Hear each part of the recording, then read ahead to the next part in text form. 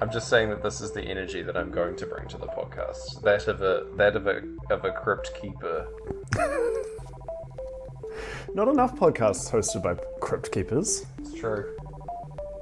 Damn shame, honestly. Yeah. What are they up to? Stuck on old media. Fucking like crypts. Yeah, stuck in their old crypts. Hello, Wayne, and welcome to Sync Floyd, the podcast where we watch every movie ever made to see if it syncs up with Pink Floyd's 1973 Yep. magnum opus, The Dark Side of the Moon. My name is Scarif Blackler. Oh.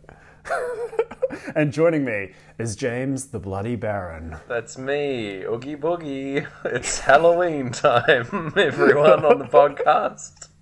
That's as much effort as I'm going to put in, apparently. Oogie Boogie? Oogie Boogie. I'm like a dad that's way past Halloween. I'm just I'm ready for it to be over. Just been serving candy out the front of my house. I want to be eating the candy. I don't want to be handing it out. Yeah. You thought no kids would show up, and then a bunch have, and you're just like, Oogie Boogie. Oogie Boogie. Begone. I wish to eat candy in peace, child. Much the same energy that a certain Drew Carey would bring to Halloween, no doubt. Oh, yes. Oh, my goodness. He does not bring a lot of effort in his eponymous sitcom, The Drew Carey Show. No. Have you ever seen the show before? The Drew Carey Show? Famously, I've seen one episode, and we talked about this on the show before, but just to recap, I was about a child. I was allowed to stay up slightly past 8 o'clock, which meant I was allowed to stay up just long enough to see the beginning of the Drew Carey Show. But on this episode 302, season 3, episode 2, it starts with this cold open involving Drew just blasting some aliens. He does a lot of blasting. It's so much blasting, and it's so, fairly intense, I would say. Oh, yeah. And, then it doesn't get quite resolved, because then the theme song kicks in, which is, of course, my parents' palate cleanser to be like, oh, hey, what are you still doing up? Go to bed.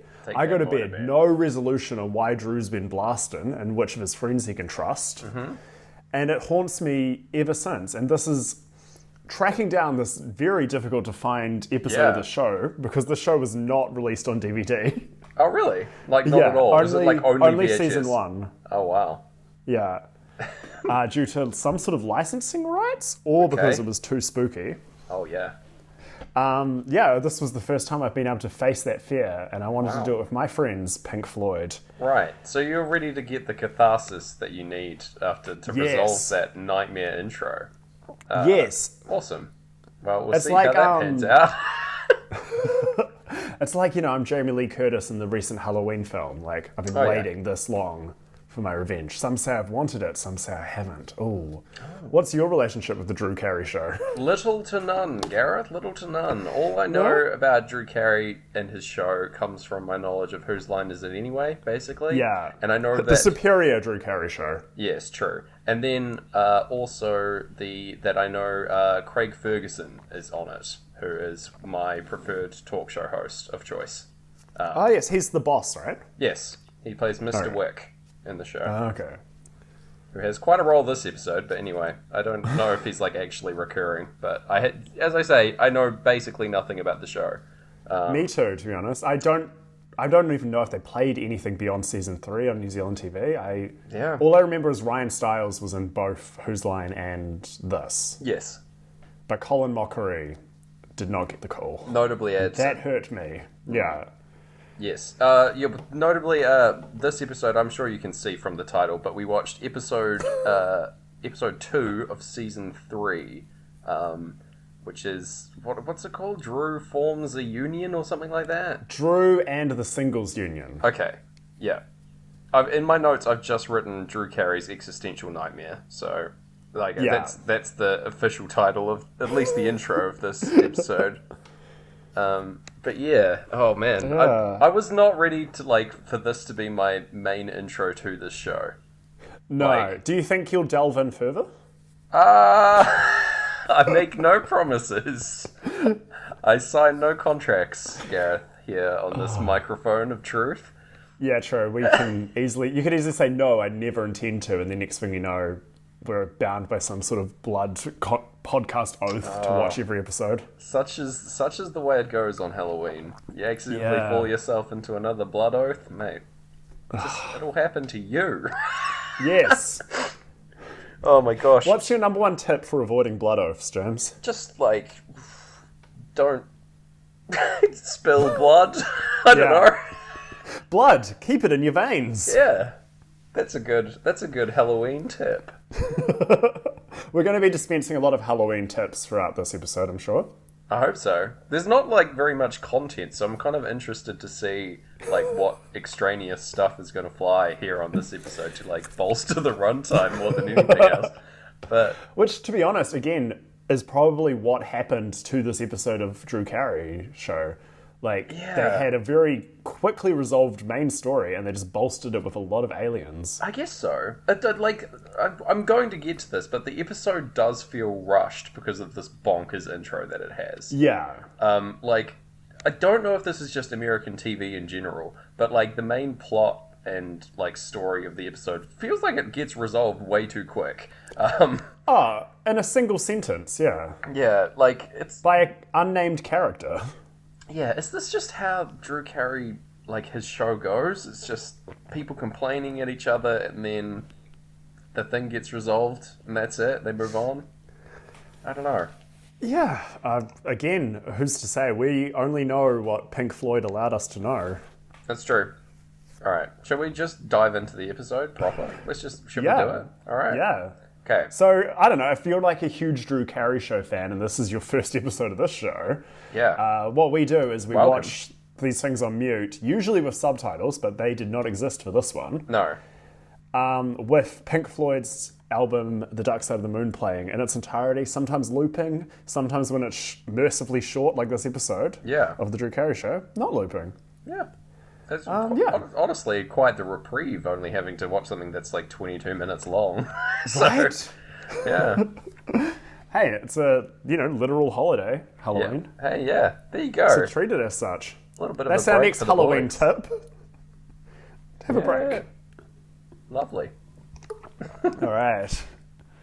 All right, let's do it. Okay. So before any sound of the album begins, we get silence at the beginning of the album for about 20 or so seconds. But holy crap, this episode starts off really hot in that there's a water cooler that Drew Carey goes over to, pours himself a glass of water. The water cooler then morphs into a woman, Gareth. Yes. With extremely upsetting sound effects.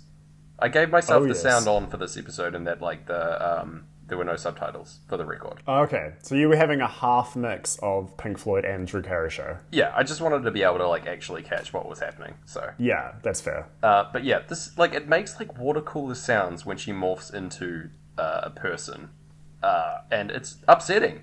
I'm freaked out in the first 3 seconds of this episode. Yeah, it comes in so hot, and this. I did the tiniest bit of research. This episode aired in September.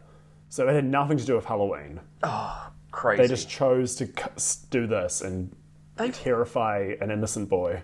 The thing about it is, they fully commit to this insane intro, and the rest of the episode suffers for it, I think. And that is you just get way less time. I clocked it out, and the whole intro takes place over 5 minutes out of the 22 available to have story. Which is nuts. Pretty unprecedented. You probably only got about 2 minutes left before the first ad break, if that.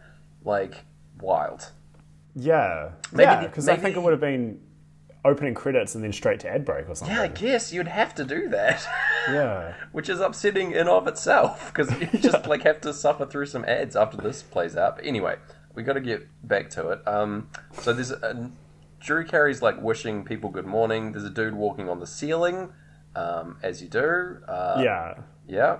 Not a reference to Lionel Richie, I don't think, but possible. No. Anyway, yes, another guy comes over and gets him to sign things, and he's got, he grows 4 extra arms to pass him more documents to sign, all this takes place probably about like 20 seconds. Yeah.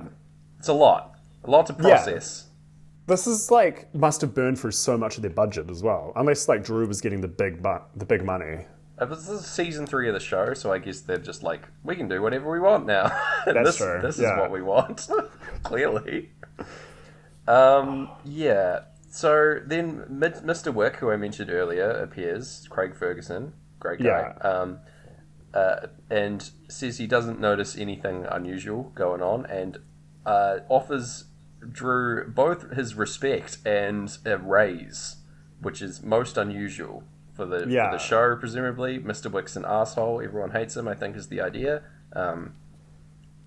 Yeah. Yeah, and that's what clues off our hero that they're aliens. And it's a pretty good joke. I guess. Got nothing against it. It's a good bit. He pulls out an enormous silver laser gun, Gareth. Yeah. Draws it on the boss, who then transforms into a little alien man. Now, importantly, I want to note, we saw earlier that the aliens had could grow extra arms and stuff. Yeah. This only happens when they're humans. And the aliens themselves do only have 2 hands. That is a good point. Which is weird. Yeah. I do like the look of the aliens, though. They're like little gremlin boys. They're very friendly. I am not scared of these guys at all. It's like everything else that has happened up until this point has been scary, but these guys seem very non-threatening. Yeah, that's a very good point. They're kind of like... if the classic grey alien was your starting point, they're like your second or third draft. They're like a little more detailed, a lot going on. For the Star Trek fans out there, we're approaching Ferengi area of alien face shapes. You've made someone's day. Okay. I'm confused. Do you think they made these costumes for this episode, or they found them in a lot? Or I have no idea. They have a lot of them. What? They have at least 3. So, identical alien costumes. But yeah, I don't know. No idea. It's bizarre. Yeah. Much like much of this intro, it is a mystery to me. Yeah. Anyway, Drew shoots this alien after he transforms, and he turns into a pile of ash very quickly, disintegrates. Very upsetting. In my notes, I've questioned if this is normal Drew Carey behavior. I don't know. Unclear. Because when I told you this, that this scared me so much, and I think it was on pod, you just were shocked mostly that Drew starts blasting. Yeah. He's not the type to be a blaster. No. Because this whole thing up to now, he's been very low energy. Low blast quantity. Yeah. I guess, I don't know, maybe to get authenticity, they filmed it at 8:45 in the morning, but actor Drew Carey wasn't really into it. He's just barely awake. Yeah. He's not acting very Drew Carey-like. I think he's trying to channel a Die Hard Bruce Willis kind of vibe throughout, which is very funny. Anyway, he chases down a couple of other aliens who, he are pretending. Breathe begins at this point, notably. Yes. So the 3 people from earlier who we saw acting weird but Drew didn't notice rock up, and he figures out who they are by asking them who won the 1969 World Series. Is that correct? Yes, yeah. Okay. Sweet. I wouldn't know, but I guess the people in the Drew Carey verse would. James, are you an alien? You caught me. I slowly morph on pod into an alien. Oh no! It's a non-canon Halloween. Oh, spooky. Oogie boogie. Audience. That's my new... I hate Oogie Boogie. It's my new Halloween catchphrase and I'm not dropping it. Alright. Okay. Oh. I'm gripping the bottom of my chair after hearing it. Wow. Okay. Good to know that it has such a strong effect. So yes, anyway, he shoots down these aliens after they can't answer his question. They say some kind of Vorgon or something. Yeah. They also do high five. Yeah, they do a double high five. So they do a high five and a low five simultaneously by growing some extra arms. Pretty intense stuff. Oh yeah. Yeah. Still weird that the aliens don't have extra arms. I kind of wish they did, but oh well. Yeah. It's bad, worlds.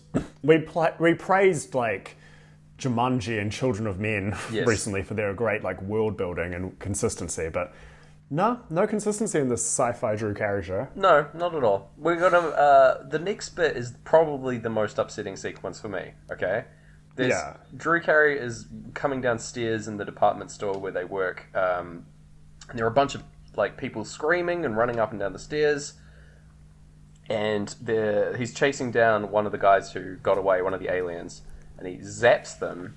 Yeah. This transformation is very upsetting. Like, the visual here is that, like, instead of just disintegrating into a pile of ash, like, each of the, like, arms, the limbs, like, turn into ash, but, like, break off and shatter on the ground. Yeah. God damn.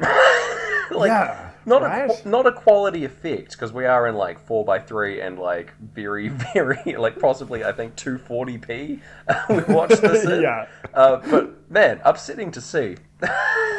Oh, yeah. Didn't like this at all. And then an old lady also is an alien in disguise. Asks where the ammonia fountain is, as a bit of a joke. A bit of a Jake and a jest. Vaporizes her too. Delivers a sick one-liner. I did like this one-liner. About clean up in ladies' shoes. Because I believe Drew works in a department store? Yes, I think the office? That's accurate. Oh, yes.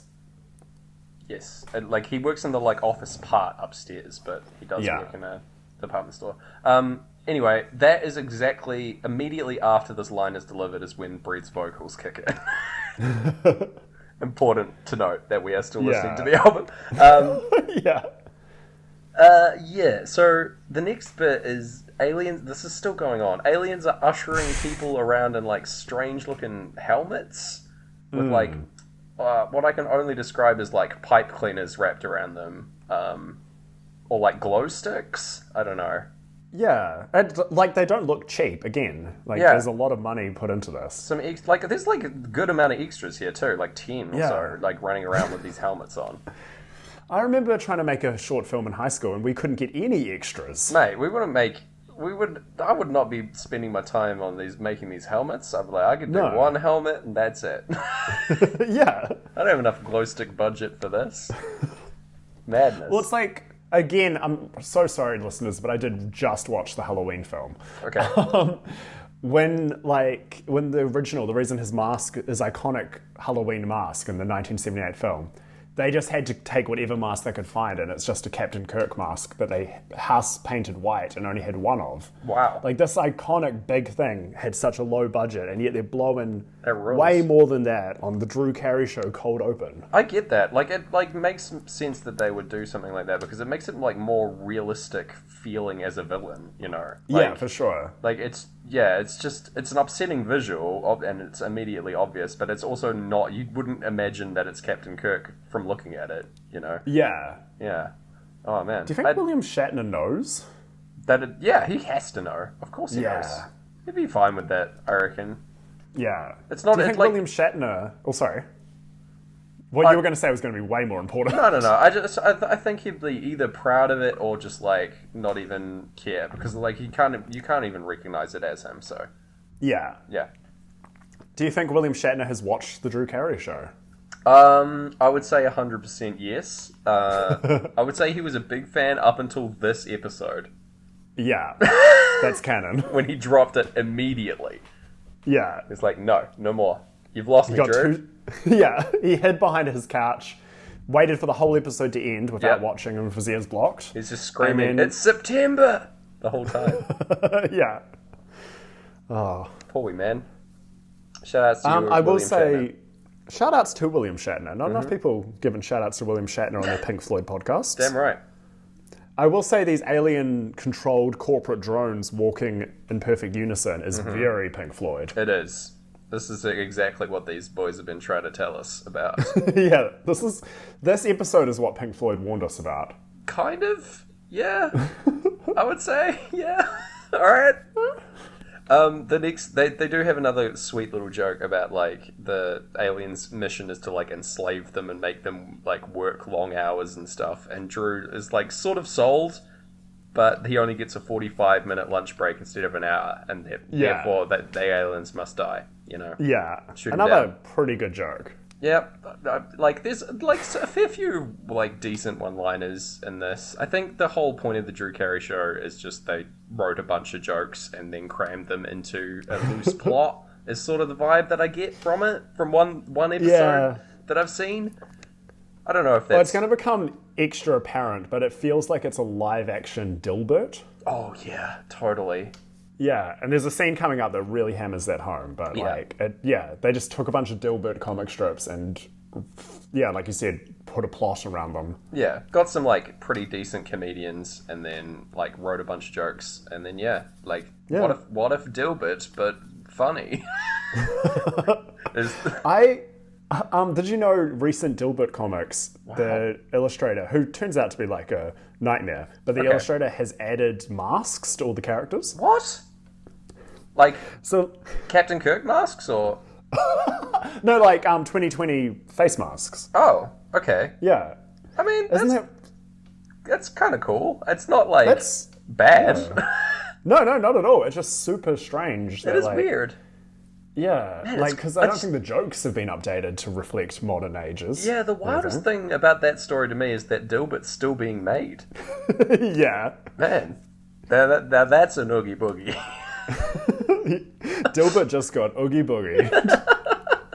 Alright, we're still in this nightmare intro. Drew, his gun runs out of power, which is, how his gun works, I suppose. Yeah. And then Ryan Stiles and Diedrich Bader's characters show up in a pair of elevators either side of Drew, which I love. Yeah, that's awesome. What an entrance. Very dramatic. Yeah. They make a joke about, like, a delivery, like, that they're making to the aliens, which doesn't land for me, but hey. No. Like, Diedrich Bader's wrapped his gun up in a parcel. Yeah. So, yeah, it's not the best joke in the episode, but okay. But unfortunately, their guns also don't work. I think these guys are typically screw-ups that Drew lives with and abides or, like, hangs out with all the time. That's what it seems to be. And he doesn't seem to enjoy their company at all. No, they're just, like, old friends that rip into each other constantly, but, like, are completely useless in their own right, so... Yeah. That's the vibe that I get from this one episode of the Drew Carey Show that I've seen. And anyway, but in turn, they are saved by Christina Miller's character showing up. Yes. Who is great. I'm a big fan of her, from Scrubs especially. So I legitimately didn't know she was in this. She was definitely in this before Scrubs, but there you go. Never knew. Yeah, we felt the same surprise and like joy that Drew Carey would have felt when she jumped in to save him. Yeah, she jumped in to save our watching experience. Yeah, she tossed Drew a gun and tossed me a lifeline here in this watch. So yeah, love to see it. Anyway, Mimi appears in the show. I immediately remembered her upon seeing her face. That she was like the key antagonist of the show beyond Mr. Wick, I suppose. Who's just dresses like a nightmare and has bad makeup and is really, really nasty, is her whole vibe. Yeah, exactly. Yeah. But, like, honestly, like, she gives as good as she gets from Drew. Like, they're both equally kind of nice to each other. Totally. Yeah. But because it's the Drew Carey Show and not the Mimi Show, we, have a side. That's so true. If it was called the Mimi Show, Drew would just be the villain. Absolutely. Yeah. Anyway, Mimi's been captured and held at gunpoint by an alien, but that turns out to be a trick because, of course, she's evil and in cahoots with the alien the whole time, and steals the gun and turns it on Drew and Drew's crew. Drew's crew. The sequel to Blue's Clues. Drew's Crews. Yeah. Yes. We move into On the Run as soon as she points the gun. There, yes. Which is a rhyme, but not a sync. She shoots... Drew, shoots Mimi with his gun that has been passed to him. But, weirdly, instead of Mimi dying, she turns into, 20 or so tiny Mimis who are all running about and saying that Drew is a doughboy, which is her catchphrase, apparently. Oh, okay. Yeah. Because she said it again later. But yeah, this is weird and upsetting. This is an extra layer of nightmare for me. Yes, for sure. Surely, would you rather fight one human-sized Mimi or 20 tiny Mimis, Gareth? One human-sized Mimi. What about yourself? I'd be inclined to fight the 20 tiny Mimis because Drew seems like pretty like he's won in this situation. Yeah, true. Like judging by his reaction alone, I think as a trustworthy narrator of the situation, we do need to talk about his reaction because he just like looks at them all and moves his head around so fast, like he's a fake dog in a 1920s cartoon. It's really weird. I'm a little bit disappointed that this didn't become like a meme gif that we could use all the time as a reaction because it rules. Yeah. He looks so weird and it holds on the shot for like quite a while. So long. I mean, in his defense, a bizarre situation is playing out before his eyes. Oh, for sure, yeah. Anyway. And he is kind of moving his head in time with On the Run. Yeah. But the more appropriate sound would be something like boy-yo-yo-yo-yoing or oogie boogie. Yeah, you know? If we could have like just the Drew Carey head wobble gif synced with On the Run, like the Europop Gandalf head nod video. Could someone edit that together for us, please? Just for On the Run alone. That's the dream. Okay. Potentially the like YouTube upload of this episode will just be that in the background, depending on how much time Gareth has. James, I've got a lot of free time and Adobe After Effects. Hell yeah! Consider it done. Look forward to that. Seek out the YouTube link, listeners. Oh my gosh. Oh, amazing. Yeah. Anyway, unfortunately, after this Mimi event has taken place, it turns out that all his friends are also aliens as they morph into aliens behind Drew. Yes. In a shocking twist upon a level of shocking twists that is unrivaled amongst I remembered sitcoms. this twist, so I must have got this far as a child. But Okay.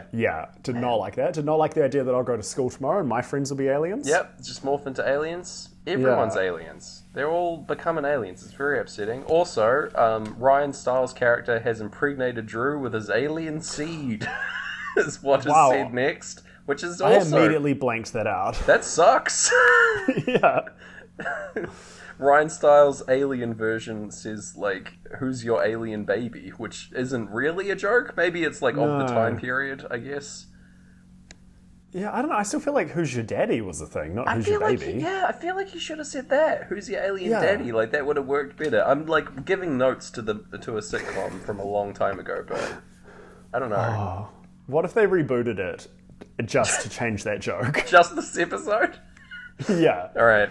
Look forward to that. Getting a lot of groundswell for this for our show again. Everyone's Let's bring into it. Anyway, Drew then turns to camera and screams. A long and deafening scream. Yeah. He is really into this scream. That's the most acting he's done so far. Yeah, for sure. He gets like a full Hitchcock zoom happening with it appears like the background's moving and he's moving at the same time. Yeah, oh man. Yeah. Anyway, he wakes up, alien Drew, wakes up in an alien-filled office. They're all the alien. All of them have these masks on, so they definitely own more than 3. Yeah, good point. That's what I said earlier. Mimi delivers her catchphrase, "Bite me, doughboy," which, as she said earlier, as she turned into 20 smaller Mimis, and Drew, as a response to this, bites her arm off. Like, sinks his teeth into her hand and tears the arm out of its socket. Lovely. Yeah. Mimi takes it back off him and slaps him with the severed arm as well. And then, we cut to the intro of the show, which is Drew Carey's face usually appears under the title card, but here it's the alien face, which I did like as a little bit. Yeah. Yeah. It is worth noting there was a framed photograph of a human behind them in the alien world. So, all right. Whoops. Is that a goof and a gaff? Maybe. Or, more world building for this alien reality. What's that photo of? Oh, it's just of this dream I had where Drew Carey just started blasting. Do you think, I don't know if there's an intense Drew Carey fan Wikipedia, But do you reckon this is like listed as Earth like X13 or something? I hope all the so. Drew Carey alternate realities in the Careyverse? Yeah, I hope that it also gets revisited at some point, this whole alien realm, you know? It was Heck yeah. easily the most interesting part of this episode is this whole intro sequence, so... Oh, for sure. Yeah. Yeah, if it's like, like in Breaking Bad when you see like those little floating eyeballs in season 2 and it all builds up to something at the end of the season. Oh, wow. Man, Yeah, I what forgot if it's all doing about that? that. I need to rewatch Breaking Bad, man. That's what I need to do when I'm not doing this podcast, I think. Man. Oh, I'm sorry that I do take up a lot of your time. No. That wasn't angled as a complaint. I'm just doing a mental note at this juncture yes. for future reference. That's all. Yeah, we did discuss last week that this podcast is the only way we can remember our ideas. Yeah, I'm going to have to get my mum to like send voicemails through podcasts to me. That was right. Anyway. James, dinner's ready. Watch Breaking Bad. And Casper mattresses are very good mattresses. I heard about dinner on audible.com. This dinner was... You can read all kinds of books about dinner. The recipe I got was read to me by Diedrich Bader on Audible. It was really weird. So the rest of this episode, Gareth, does not focus on this at all. It's gone. No. That was it. That whole intro was completely irrelevant. But boy, howdy. I can see why it messed you up as a child. Wow. Oh, yes. I'm very glad to have watched that part of this episode, I think, is worth it. Just to go back, if you were the Drew Carey showrunner, if you'd somehow, like, woken up as the Drew Carey showrunner after we record this, and you did want to drip feed more and more aliens into the show, what would be your payoff? A crossover with Third Rock from the Sun would be my payoff. I don't know, if the timeline aligns perfectly for that, like in terms of them being on TV at the same time, but I would love to do that. Yeah, I like that a lot. Yeah, I was going to say some sort of Crisis on Infinite Drews, where there's all these Drew-universes. There it is. Oh, there we go. Whole point. You've made it this far, listener. There you go. Drew-universes. Put Drew-universe in the comments of the YouTube video if you made it this far. All the other Drew-universes that I'm sure are established and listed on the Drew Carey Wikipedia page come together to fight William Shatner's character from Third Rock from the Sun. Whoa, what? I didn't even know he was in it. Yeah, he plays the big giant head. Oh, wow. That's great. French Stewart, I almost called him French Montana, the rapper, gets possessed by, and then occasionally he appears as himself. I love the idea both of French Montana appearing in Third Rock from the Sun and French Stewart being a rapper. That would be... Imagine his rap. It would be incredible. It would be really good, eh? Oh, man. Please release a mixtape, French Stewart. Wow. That would be great. Anyway, yes, we've got to get to this actual episode of the Drew Carey Show, because I didn't stop watching here as much as I wanted to. I thought that I would complete the remaining 16 minutes or so of the episode. So there's going to be the worst storm of 100 years is rolling into the store or the city that these guys live in. And Drew and others like him can't leave because Mr. Wick won't let them. Because they don't have any kids to go and look after or pick up from school or whatever. There's a really savage as fuck sequence where Mimi won't let a pregnant lady whose water has just broken leave, but eventually relents because she's a nice person, quote unquote. She announces her water breaks at the On the Run crash. It does, yeah. Yeah. So that is a sink? Question mark? Yeah. All right. Is that the first one? Other than just various things slightly lining up with different parts of Breathe? I don't know. I guess his boyo-yoing face with On the Run. That ruled. Yeah, good point. Yeah, that's a sync. Yeah, we'll clock that one. The clocks and time, speaking of, don't align with anything that I could note. No. Mr. Wick comes out and tells them that they can't leave again, reiterating, just doing a bit more joke stuff, I guess. And then the building loses power over the first ominous chord in time I've written. Yes. Which I liked. Yeah. I was like, oh, okay. Pretty into that. I've written, just next to blackout when the ominous chord strikes, I've written a note saying, OMG, a rib. Yep. And I don't know what that means, and I think that this is the first sign that I'm going mad from doing the show. All right. Or from Drew Carey. I cannot potentially identify what that is at all. OMG, a rib. I will note that this whole sequence, this little like office bit, is one segment before an ad break, and it's about like 2 minutes long. Yeah, it's really short. So the intro has monopolized a lot of the runtime of the rest of the episode. Yes, or maybe American TV is just like this. I don't know. American sitcom hours, but yeah, man, I did just remember. So we watched we couldn't get this any like legal way. It's never been pressed to DVD. So I had to go to this mysterious shop and I got a like VCR, a glowing orb, and put it in, and it was a pirated copy, and the shop disappeared. So I was watching, I have to admit, a pirated copy of the Drew Carey Show. Oh, wow. And it was ripped from TV. Yep. And it had a little bug for Ripley's Believe It or Not, which was a TV show. I remember that show. Yeah. Did you ever go? It was also a series of like touristy museums of spooky things, and they had one in Brisbane in Australia. I think I went to one, while I was in Australia. I seem to remember that. I remember loving the show. It was like, just like, here's a bunch of crazy stuff that you find in, like, effectively, like, Guinness Book of World Records level stuff, you know? Yeah. I feel like Ripley's Believe It or Not was trying to, like, give that a run for its money. Yeah, for sure, because they did their own books as well. Yeah. But I remember going into one, and there was a little glass thing that you could stand on, and you look down, and there was a fake werewolf at the bottom. Oh. And it was only when I saw Ripley's Believe It or Not show up on the corner of the thing that scared me as a child. I remembered that scared me as a child. Oh, man, yeah. And I had my lovely Brisbane holiday scared of werewolves. Did you believe it or not? I guess I did believe it. Yeah. Wow. I failed Ripley's test. You were no longer heir to the Ripley's fortune at the end of the tour, Gareth.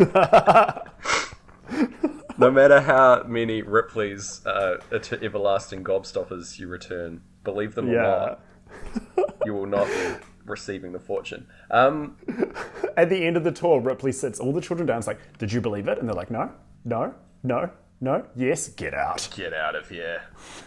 Right, you three. I said good day. Yeah. Amazing. Or because I was in Australia, I said g'day. G'day. I'd love the idea of Ripley's Believe It or Not, and that all the things are like actually dangerous.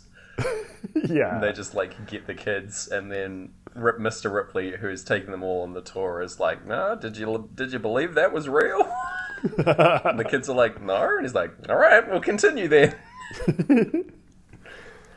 There we are. Oh my gosh. Okay. What's happening on the Drew Carey Show, Gareth? We've got... oh my gosh. They're all in black light while the power's out. The power's gone out. And yeah, Mimi's eyeshadow is glowing. Yeah, good bit. Which, yeah. Like that. And it matches the music quite well, I think. Yeah, I'm into it. Pink Floyd, yeah. Drew uses it to read like the instructions of what to do in a blackout, which is another like quality gag. Yeah, yeah. The power inexplicably comes back on, and everyone's like, there's no relief or anything. Yeah. But anyway, Drew decides, in order to give the people stuck there, the single people, because they don't have kids, equal rights to the people with kids, he wants to form a union to gain the same benefits. Mr. Wick then rocks up in the background with his face lit from beneath with a torch, like campfire Oogie Boogie style.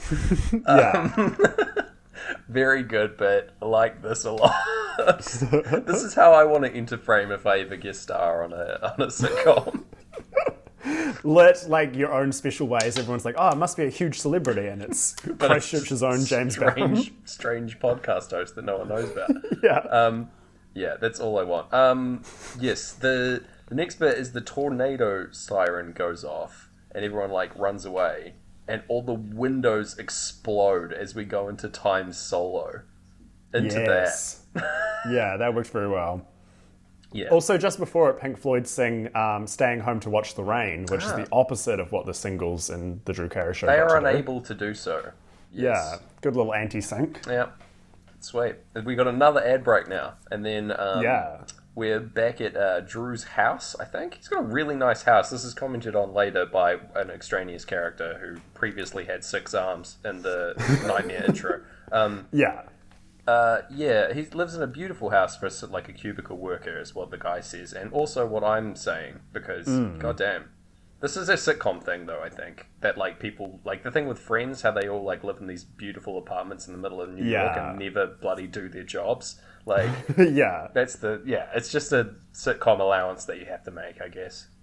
Oh, for sure. Because they need like a big enough space to be able to shoot their multicams and stuff around, I guess. Right.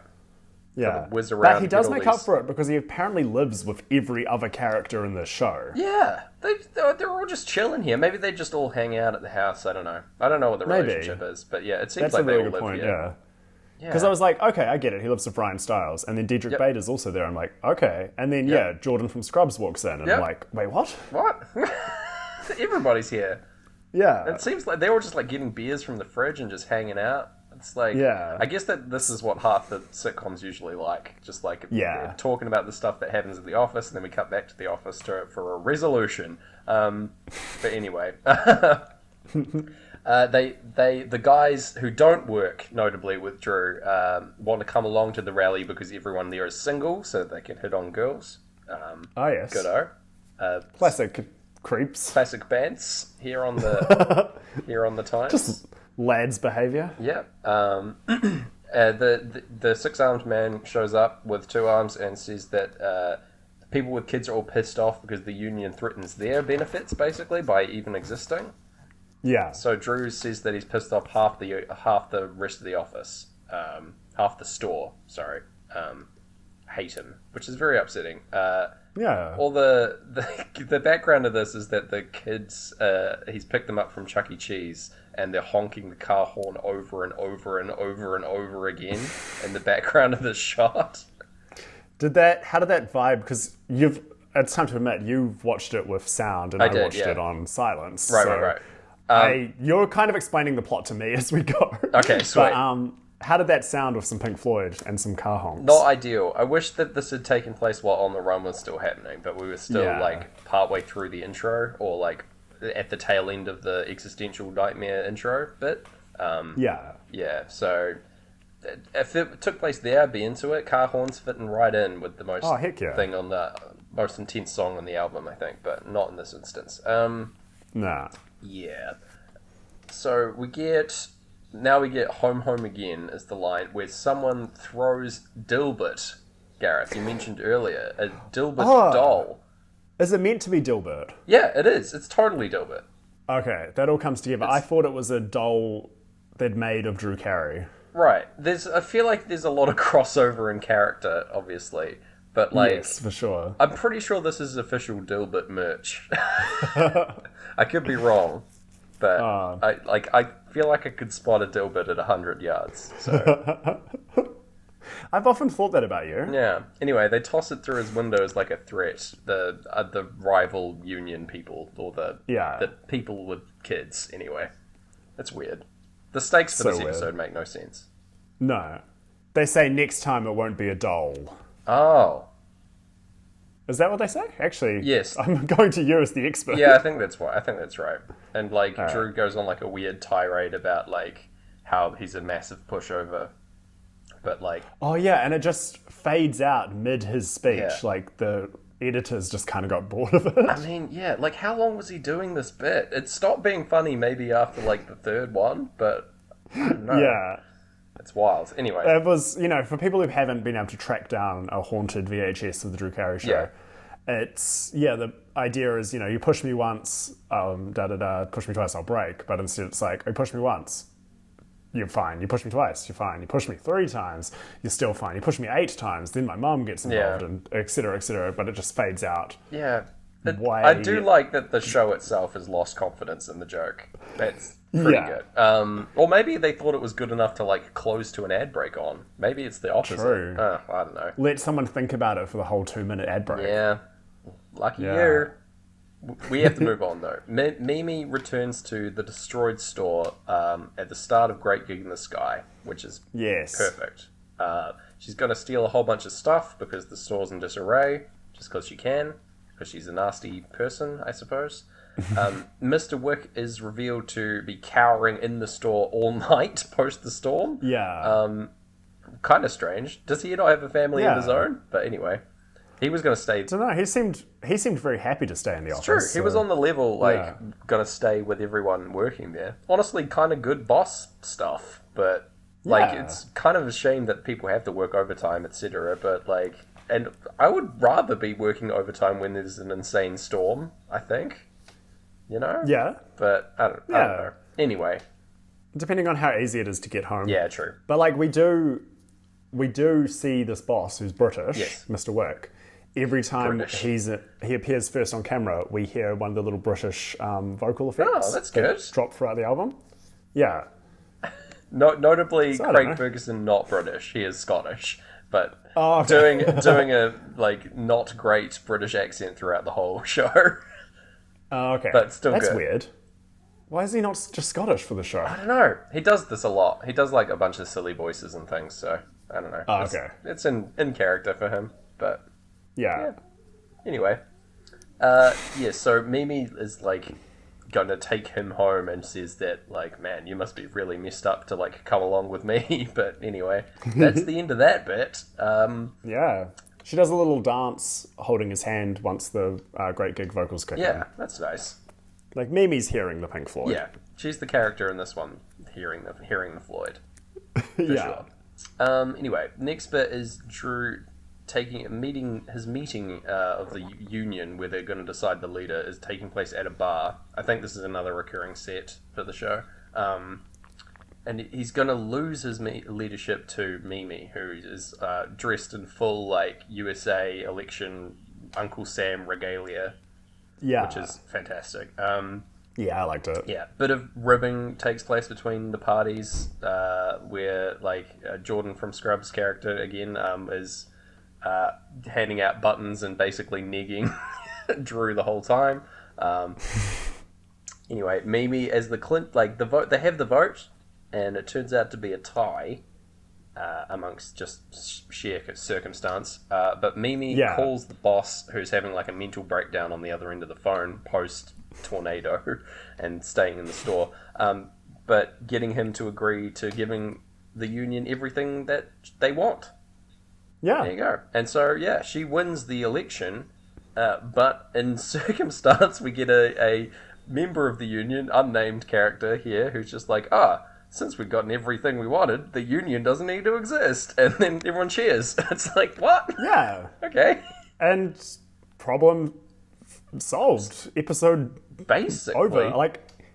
If they face any other hardship, they're going to have to completely start the union again. But, Yeah, I suppose so. But it needs to be dissolved so that they can have more episodes where this union is no longer referenced. Yeah, true. But anyway, everyone's okay, this is fine. However, so we return to Drew's house, and they're having a wee chat. Diedrich Bader and Christina Miller are chatting on the couch because they wanted to meet people at this singles union thing, but they didn't get to meet anyone. And then they kiss on the first cha-ching of money, Gareth. Yeah. Yeah, which I assume to be a big plot point, but I don't know, maybe... Yeah, you would... Maybe this is a big deal. I don't know. No. Maybe they kiss every episode. Yeah, what if... Who's to say? What if it's just an unspoken thing about Drew Carey is that these guys all just, give each other little kisses on the lips? Oh, and it's just just what happens every time an episode ends. I've got to say... gives Ryan a little kiss and... Yeah, that's exactly what I was hoping for immediately following this scene, because I think that would have been a bit of comedy gold, Just Drew Carey giving Ryan a big old kiss. Yeah. That's all I wanted. Not even comedy, that's a bit heartwarming, just they're friends. Give them a smooch. Yeah. They are lying on an outdoor pool table, which is very silly. Yeah, but must be a reoccurring thing as well, right? Must be. Yeah. I hope that this is how every episode ends. This is my headcanon for it anyway. Yeah. And yeah, the episode ends and we over the credits, which are nuts, by the way, super like 90s. Yeah. Like crazy colors everywhere. Mimi is getting Mr. Wick to sign a bunch of stuff because he's still like loopy after the storm, and then that's basically it. Yeah. We make it like halfway, a little bit into Money, which is a very long song. So but that's the episode. That is that is Drew Carey, the Drew Carey Show, season 3, episode 2. Yeah. What did you think? How did it sink? Oh, that's what I have to ask you, my friend. Thank you, fellow human. Yes, Oogie Boogie. Oogie Boogie, we got you again. Well, do we again follow the 0 to 10 system that we've established for movies, or do we have to follow a different system as we've never covered a TV show before? I don't know. Maybe we can only do TV shows on Halloween specials, and maybe we rate them out of like 5 pumpkins or something. I like that a lot. Well then, not even jack-o'-lanterns, just pumpkins. Yeah, regular pumpkins. If you carve any of these pumpkins, they don't count. Yeah. So I'm gonna give this half a pumpkin, I think. Yeah, I'm there with you. Yeah. I am like, I've hollowed out a pumpkin for this episode so that I like don't have to have a whole pumpkin representing its score. Yeah. Yeah, it's a bit of a shame. No quality sinks, but like it's tricky because it's such a short sequence, and the album's about twice as long as an episode. We discussed this with Avatars. Something that's long has a lot more chances to get syncs, especially from the two of us who are very forgiving and tend to not take points off. Yeah. That's why I think it's important to have this separate pumpkin-based scale. Yes, that's what the people demand. Yeah. Okay. I'm glad. Hopefully that is good. Hopefully that's good enough. I look forward to seeing a pumpkin autograph. Yeah. Oh my gosh. Wow. Like, how did you feel doing? Like, I was very self-conscious about the fact I rushed home and like immediately put on the Drew Carey Show. How was it for you, James? I was okay with it. I enjoyed it. I wouldn't probably seek this show out and watch it regularly, even if it was on TV. I very much got like a Everybody Loves Raymond kind of vibe from this show, and that like it's so background noise. Yes. You know, every episode could be interchangeable with one another, and that's kind of why this intro is so upsetting. Yes. I think. Absolutely. Like, because it's so out of the ordinary. In fact, the whole rest of the show has a laugh track behind it, and none of the jokes in this intro do. They just are like, the jokes are delivered, but they're just over silence or over Pink Floyd for us. So, that's like, extra upsetting. Yeah, like it's weird. It's a big old tonal shift, I imagine, for the show. But yeah. Anyway. Well, as a dear friend, do you think I was justified in being so scared? Yeah, totally. Thank you. I was afraid in the first 3 seconds of watching this. I've never seen a woman a water fountain become a woman. No. She even like spits out a bit of water. I forgot to mention that's gross. Which is, again, good bit, but man, whoa. Yeah. Oh, and this was not how I expect a TV show to start. This was back in the 90s. You had no warning on what these TV shows were going to be, even though in New Zealand we'll be getting this like a year after it aired in America. Yeah, dude. There's no This like warning. comes on after the news. Yeah. Oh my god. Very intense. Well, we even had little pop-ups saying like, coming up next, Home Improvement, and this like non-stop comedy block. But imagine, you've just followed a bit of like, heartwarming Home Improvement with this. Yeah. Man. Yeah. Crazy. Oh my gosh. Man, I'm so glad that Ripley's Believe It or Not is coming up a bit later. It's just to cleanse my palate after that one. Maybe they had to put in that spooky part to, ease people into Ripley's Believe It or Not. Yeah, you are going to believe the intro of Drew Carey Show tonight, so we just need to get you ready to like be on the edge of your seat. Man, that's the final theory of the pod. I think. Yeah. All that's left to do is for me to tell you what we're doing next week, because it is my turn now, I believe. Yeah? Well, James, cool. I also want to know, just because it is Halloween, what's your Pink Floyd Halloween costume tip? Do you have one? I like this. Yeah, sure. Either dress up as the pig animal from the album Animals. Oh yes. You have to say it that way every time as well when you explain the costume. Just a big inflatable pig, but no, you're the pig animal from the album Animals. Yeah. And so you could do that. That's an option.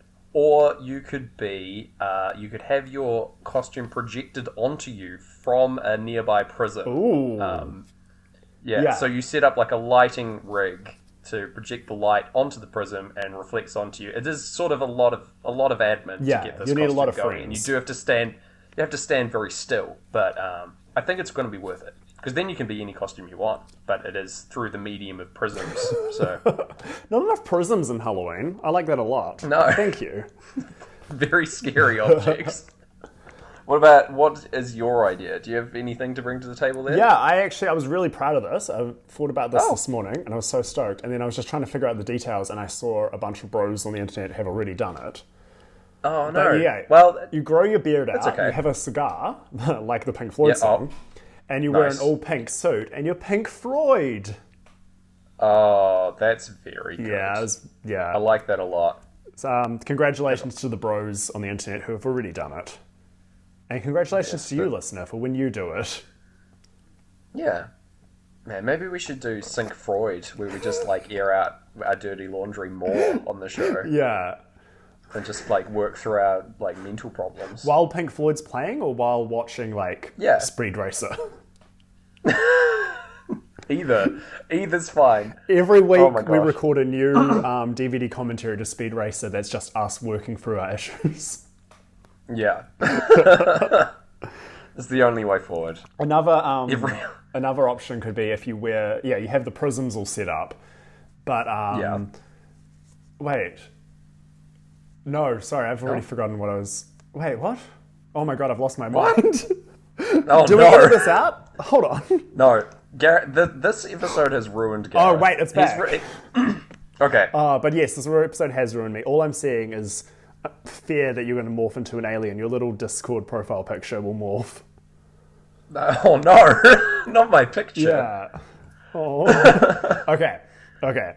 So you dress as, a prism with a rainbow of light hitting it, or as a animal pig from the album Animals, or a wall or something, but you just coat yourself in dishwashing liquid and you're a Floydian slip. Oh, don't know about that one. No. That one's... No, I feel like your first was stronger, but I like the ingenuity. However, I want to say shortlist for Halloween, definitely one of these aliens. I think this is a very achievable costume. Oh, for sure. Just make a really weird looking mask and then you're good to go. Yeah, and if someone asks, are you one of the aliens from Drew Carey Show episode 3, episode 2, season 3, you've met your future spouse. So there you go. That's pretty good. There you go.